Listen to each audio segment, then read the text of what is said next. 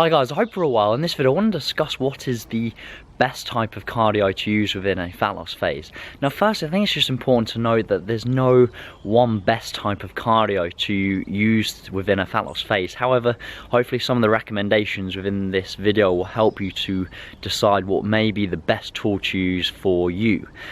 Secondly, I think it's important just to note that we need to have weight training as the foundation of our routine within the fat loss phase. This is to preserve as much muscle mass as possible, and then we're merely adding cardio and or decreasing calories as tools to bust through fat loss plateaus to continue creating the energy deficit needed for fat loss.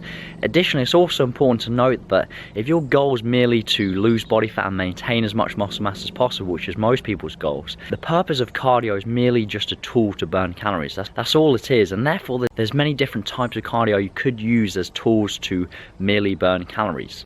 However, what I really want you to focus on is choosing cardio types and thinking about the duration of your cardio sessions and the placement of your cardio sessions so it doesn't impede our weight training performance.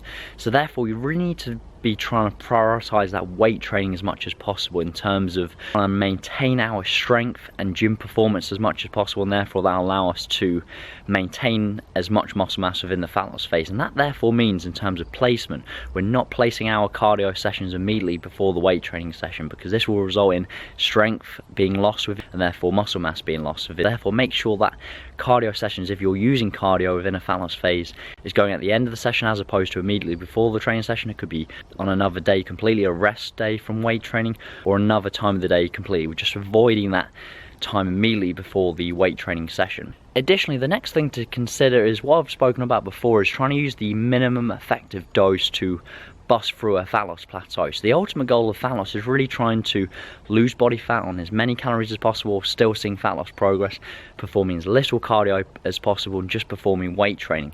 And therefore when you do add a cardio session, make sure using the minimum effective dose, i.e.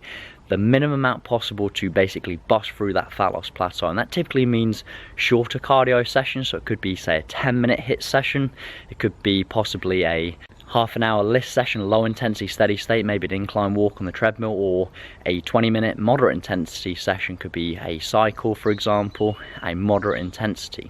The point I'm making is if you reach a fat loss plateau, don't just go from 0 cardio sessions to cardio every single day, and make sure you're not going from 0 cardio sessions to 3-hour cardio sessions. Think about that minimum effective dose. The next thing to think about is I wouldn't suggest doing lots of endurance type cardio sessions. This is because it can have an interference effect to our strength adaptation. So for example, if you're doing lots of endurance training, you're going to get lots of endurance adaptations, which is counterproductive to our goals of maintaining as much muscle mass in the gym. So I wouldn't suggest lots of long cardio sessions, lots of long runs, etc. We're going to see that endurance adaptation. The other thing to think about is recovery. Even though high intensity interval training is a great tool to burn a lot of calories in a short space of time, you don't want to be using too much of this, because it requires a lot of recovery, similar to weight training. So you're trying to find a balance between potentially all these different types of cardio. So hopefully they found this useful, hopefully that can help. So in short, try and use the minimum effective dose, don't rely too much on one cardio type, make sure you're not putting your cardio sessions immediately before your weight training, and I wouldn't suggest lots of endurance type cardio sessions within a fat loss phase if your main goal is losing body fat and maintaining as much muscle mass as possible.